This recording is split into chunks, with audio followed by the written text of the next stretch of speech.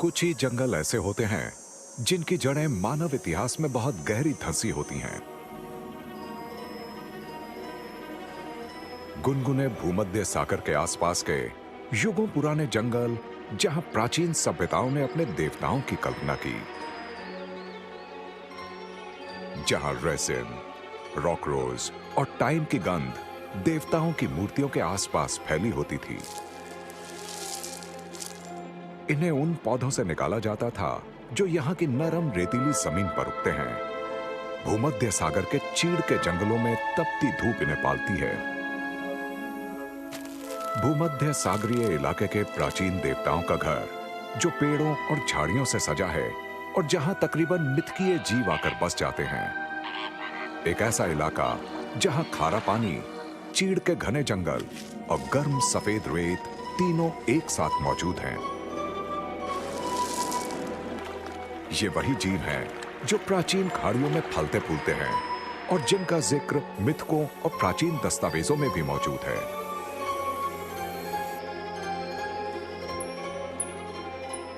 ये मंच है देवताओं के बगीचों का।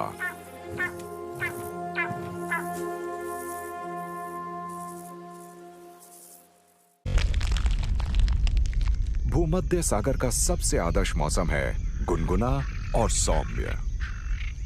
ये स्पेन के किनारों से लेकर काले सागर तक फैला है। इसके चीड़ के जंगल मध्य पूर्व, ग्रीस, टर्की और उत्तरी अफ्रीका तक फैले हुए हैं। लेकिन एंडलुसिया के किनारों पर इनके आयाम और इनका बेमिसाल घनापन सबसे ज्यादा नजर आता है।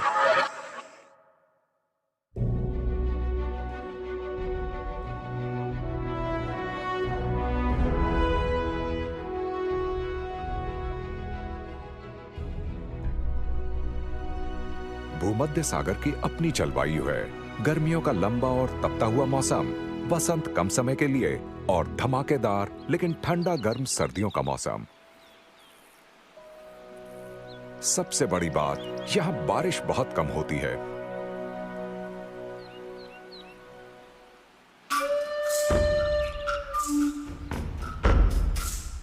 धूप से भरे इस इलाके में स्थानीय जीव अलग अलग इकोसिस्टम में आते जाते रहते हैं।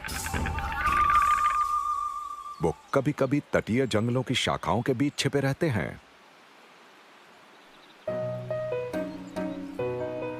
तो कभी खामोशी से रेत पर आगे सरक जाते हैं।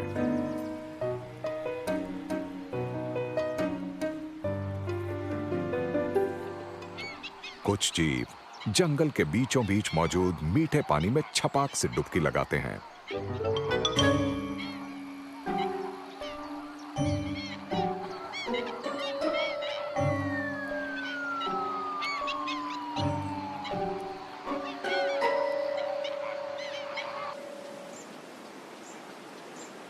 भूमध्य सागर के ज्यादातर किनारों पर पेड़ छाए रहते हैं, खास तौर पर चीड़ के पेड़, जो इस इलाके की पहचान है।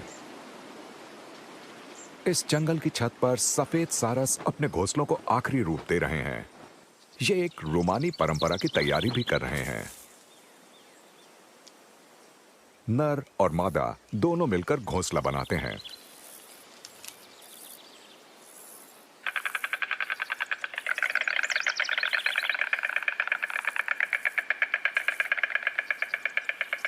वसंत के शुरुआत में इनकी जोरदार आवाजें चीड़ के जंगलों में जीवन से भरा संगीत मुहैया कराती।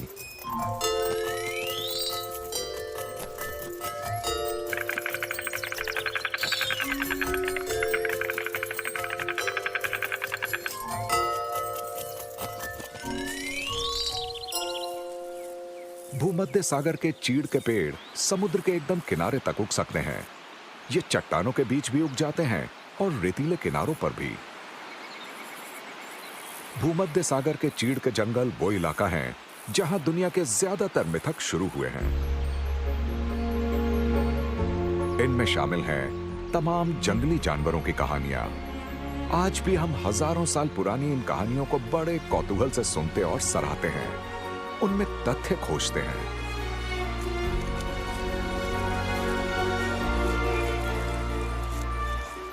भूमध्य सागर के चीड़ के जंगल मिथकों से भरे हैं।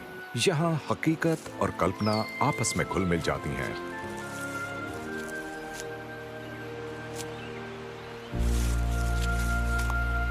ग्रीक और रोमन देवता हल्के कपड़े पहनते हैं ताकि वो भूमध्य सागर के गर्म मौसम का सामना कर पाएं।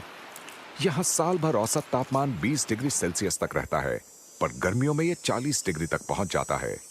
इसी वजह से यहाँ रेंगने वाले जीवों की विविध रंगी प्रजातियां पाई जाती हैं।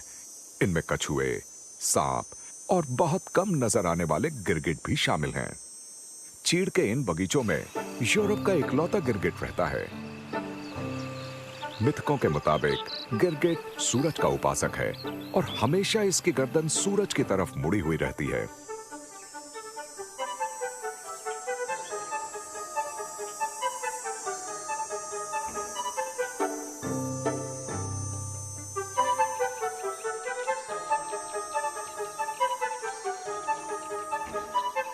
यह सच है कि गिरगिट को रोज दिन की शुरुआत में अपने शरीर को एक खास तापमान पर लाना पड़ता है ताकि इनकी जैविक क्रियाएं या मेटाबॉलिज्म सक्रिय हो जाए, और इसके लिए ये शांत और खुले इलाके खोजता है जहां ये मजे से धूप सेक सके। प्राचीन दस्तावेजों में यह लिखा हुआ है कि गिरगिट सिर्फ हवा खाकर जिंदा रहते हैं। काश ऐसा होता तो कीट पतंगों की जान बच जाती। हकीकत यह है कि गिरगिट कमाल के शिकारी होते हैं। ये मक्खियों, टिड्डों और हवा में मौजूद दूसरे कीट पतंगों को खाते हैं।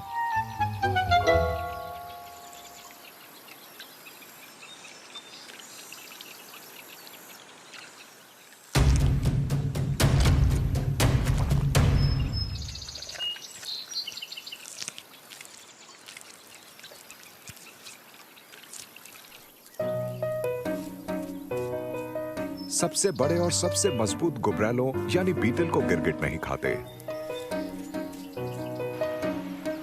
जैसे कि ये ब्लैप्स। ये दूसरे टेनिब्रियोनेनाई को भी नहीं खाते। चीड़ के इस सूखे जंगल में ये खूब फलते फूलते हैं।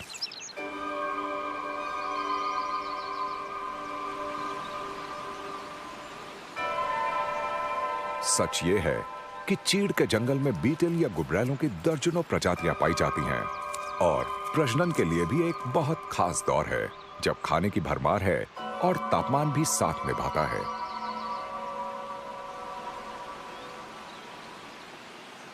रेगिस्तान को पसंद करने वाले गुबरैलों के लिए ये एक आदर्श और विविधता से भरा माहौल है। ये फॉसिल के टीलों और छोटे छोटे पठारों पर रहते हैं। कभी कभी ये मीठे पानी की मटमैली खाड़ियों में भी रहते हैं जहां इन्हें नमी हासिल होती है। ये खाड़ियां निचले इलाकों में पाई जाती हैं जहां चीड़ के पेड़ इनकी हिफाजत करते हैं। यहां तरह तरह के पक्षी भी चले आते हैं। फ्लेमिंगोस यहां जमकर दावत उड़ाते हैं। चीड़ के जंगलों से निकले पोषक तत्व यहां की पेचीदा आहार श्रृंखला को संभालते हैं, जिसकी वजह से यहां अनगिनत कवचदार जीव फलते फूलते हैं। ये फ्लेमिंगो पक्षियों की खुराक हैं।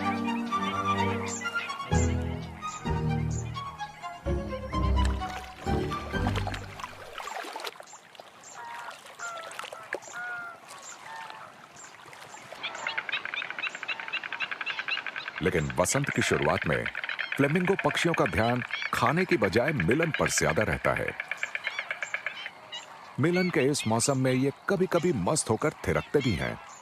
इनकी फड़फड़ाहट और एक ताल में चलना यूं लगता है मानो ये किसी कोरियोग्राफर का कमाल है।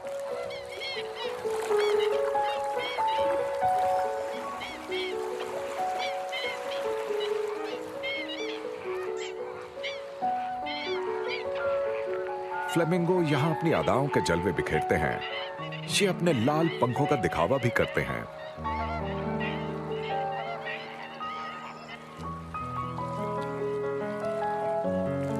इसमें कोई हैरत की बात नहीं है कि प्राचीन काल में इन्हें फीनिक्स जैसा माना जाता था, सूरज की उपासना करने वाले और अपनी ही राख से फिर पैदा हो जाने वाले।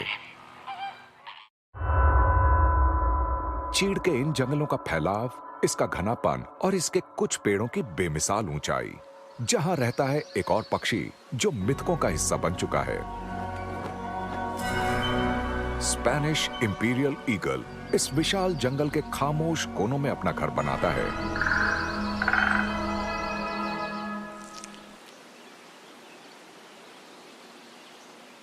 इंपीरियल ईगल इस इलाके का चोटी का शिकारी है। भूमध्य सागर के आसपास बची प्राचीन सभ्यताओं को यह गरुड़ या ईगल ताकत का शानदार प्रतीक नजर आया। उन्होंने इसे जुपिटर देवता से जोड़ दिया। भूमध्य सागर के इस जंगल के आसमान पर राज करने वाला ये ईगल खरगोश और दूसरे पक्षियों का शिकार करता है।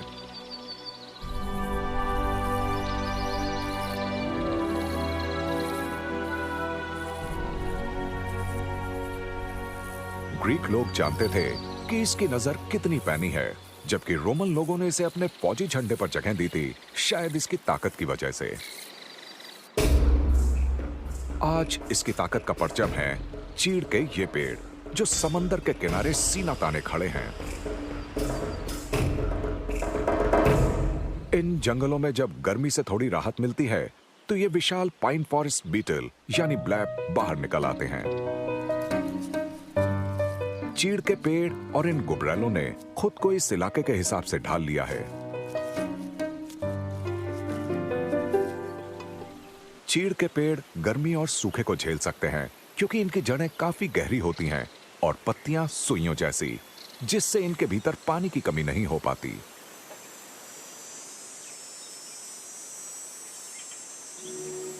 ब्लैप गुबरैले का बाहरी कवच मोटा होता है। यह गर्मी कम होने पर ही बाहर निकलता है। भूमध्य सागर के चीड़ के जंगलों में रहने वाले बाकी जीवों की तरह इनसे भी कुछ मिथक जुड़े हुए हैं। इन्हें अपशकुनी माना जाता है, शायद इसलिए क्योंकि रेगिस्तान जैसे हालात वाले मुश्किल इलाकों में पाए जाते हैं। हालांकि ब्लैप्स और टेनिब्रियोनेनाe प्रजाति के बाकी जीव इस इकोसिस्टम में बहुत महत्वपूर्ण भूमिका निभाते हैं, क्योंकि ये यहाँ बहुत सारे मलबे को खा लेते हैं और खुद बहुत सारे रेप्टाइल्स और पक्षियों का भोजन बन जाते हैं। हालांकि इस जंगल में कुछ नुकसान पहुंचाने वाले कीड़े भी रहते हैं।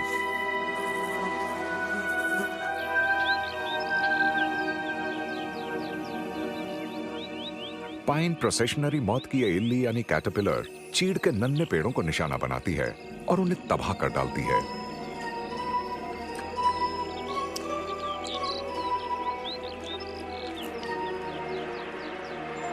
ये इल्लियां यानी कैटरपिलर्स भूमध्य सागर के चीड़ के पेड़ों की पत्तियों को ही खाती हैं। इसके सिवा ये और कुछ नहीं खाती।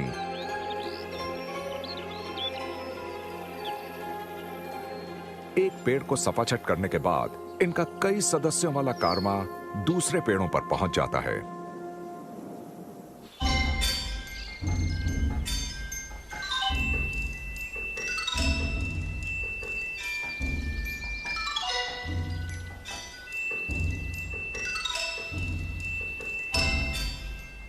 अगर किसी ने प्रोसेशनरी कैटरपिलर के बाल छू लिए तो काफी खुजली होती है।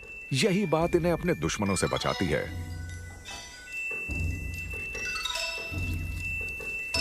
दिन में ये कैटरपिलर्स अपना रेशमी घोंसला बनाती हैं ताकि चिलचिलाती धूप और हमलावरों से बच सकें। उन्हें यह लगता है कि अब कोई खतरा नहीं है, पर उम्मीद के उलट इनके कुछ दुश्मन भी होते हैं और इनके ये मजबूत किले जैसे घोंसले भी इन्हें बचा नहीं पाते।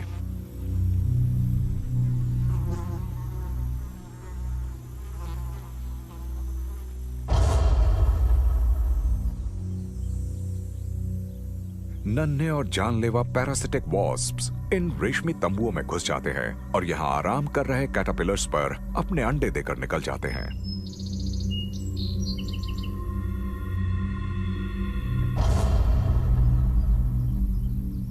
इन वॉस्प्स यानी ततैयों के शरीर में छोटे छोटे ओविपोजिटर यानी डंक जैसे अंग होते हैं, जिनसे ये एक एक करके सो रहे कैटरपिलर्स पर अपने अंडे रखते चले जाते हैं।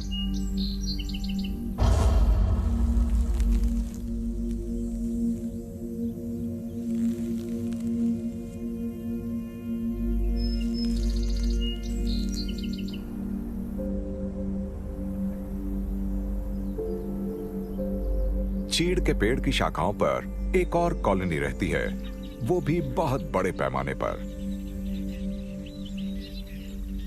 सारस और बगुले ऊंची डालियों पर अपने विशाल घोंसले बनाते हैं।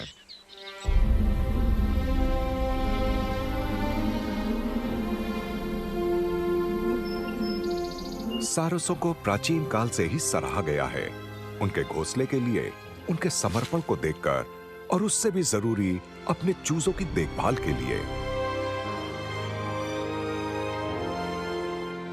इसीलिए ये नैतिकता और जिम्मेदार माता पिता का प्रतीक बन चुके हैं। यही नहीं, ये नुकसान पहुंचाने वाले जीवों का सफाया भी कर डालते हैं।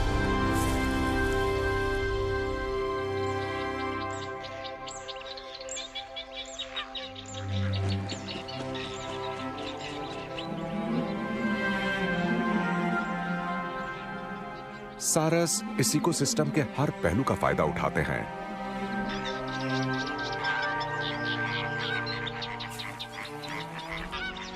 इन्हें देवताओं की सरजमी से दूर जाने की जरूरत भी नहीं पड़ती। ये चीड़ के जंगलों और खाड़ियों के बीच आते जाते रहते हैं और यहाँ इन्हें भरपूर खाना मिल जाता है। सारस की पैनी निगाहों और इसकी धारदार चोंच के सामने मेंढक और कीड़े टिक नहीं पाते।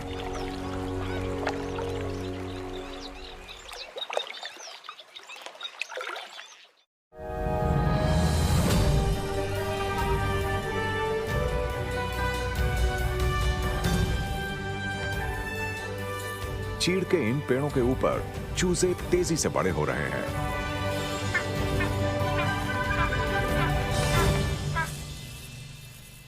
इस साल बसंत में खूब शिकार मिले और ईगल का ये जोड़ा अपने 2 चूजों को अच्छी तरह खिला पिलाकर पाल सका है। खतरे में पड़ी इस प्रजाति के लिए ये एक बड़ी कामयाबी है।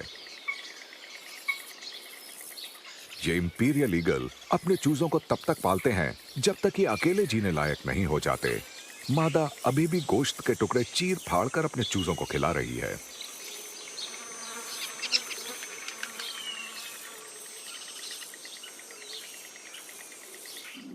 ईगल के ऊंचाई पर बने घोंसले के नीचे चीड़ के जंगल की जमीन पर एक यूरोपियन पोल कैट घबराई हुई बाहर निकली है। अगर ये खबरदार नहीं रही तो इस गरुड़ का शिकार बन सकती है, इसलिए दिन भर छिपी रहती है। बस सिर्फ सुबह और शाम के धुंधलके में निकलती है। इस रेतीली मिट्टी में ये अपनी गहरी और सुरक्षित गुफा खोद लेती है।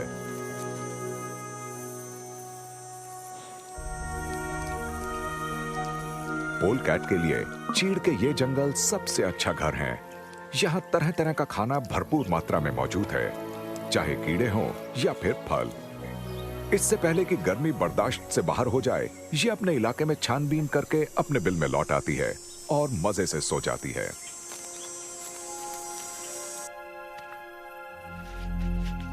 चीड़ के इस जंगल के कुछ निशाचर पक्षी पोल कैट के खतरनाक शिकारी हैं। हालांकि लंबे कानों वाला ये उल्लू इसका शिकार नहीं करता। ये इतना छोटा है कि इस पर हमला नहीं कर पाएगा। इस मिथकीय जंगल के निशाचर पक्षियों से भी बहुत सारी प्राचीन कहानियां जुड़ी हैं। इन्हें अच्छा शगुन माना जाता है और इनके जरिए भविष्य देखा जाता है।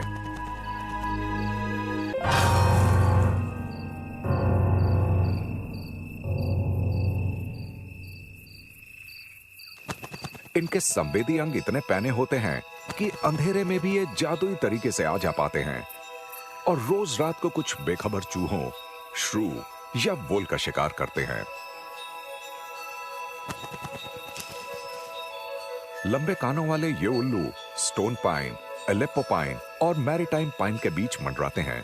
ये वो पेड़ हैं जो रेतीली जमीन और बार बार पड़ने वाले सूखे के बीच भी कायम रहते हैं। इस मुश्किल मौसम और बेकार जमीन पर टिके रहने में ये पेड़ बहुत माहिर हैं।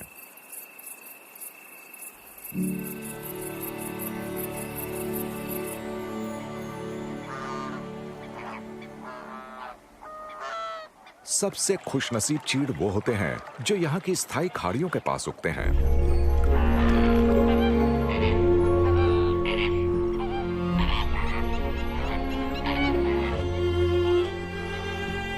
यहाँ फ्लेमिंगोस अपनी लंबी चोंच से पानी को छानकर उसमें मौजूद नन्हे जीवों को खाते रहते हैं। इनकी मजबूत मांसल जीभ एक पंप की तरह काम करती है। प्राचीन रोम के लोग फ्लेमिंगो की जीभ को एक लजीज पकवान मानते थे। शुक्र है कि वो दौर निकल गया और अब फ्लेमिंगो बेफिक्री से जी सकते हैं। खाने के बाद फ्लेमिंगो कई बार सैकड़ों किलोमीटर का सफर तय करके अपनी बस्ती में वापस लौटते हैं और अपने चूजों को अपने पाचन तंत्र द्वारा तैयार किया गया खास गूदेदार गाढ़ा घोल खिलाते हैं।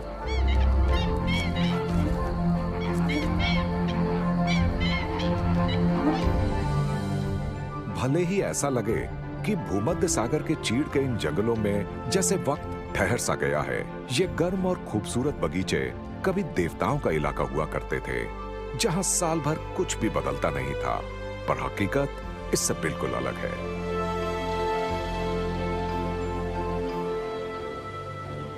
इंपीरियल ईगल के चूजे अब बड़े हो चुके हैं और अब ये शिकार के लिए निकल सकते हैं।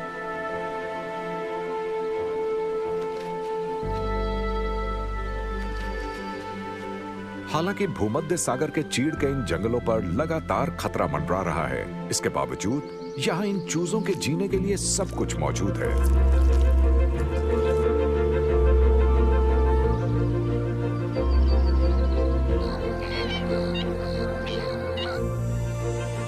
हमेशा एक जैसे नजर आने वाले ये जंगल, जहां तरह तरह की खुशबुएं बिखरी हैं, जो कभी प्राचीन सेनाओं के झंडे का हिस्सा रह चुके हैं, जहां अनूठे इकोसिस्टम आज भी बचे हुए हैं और जहां रहते हैं मिथकों का हिस्सा बन चुके अनूठे जीव। ये देवताओं के बगीचे हैं, जहां मिथकों और हकीकत के बीच जी रहे हैं बहुत सारे अनूठे जीव।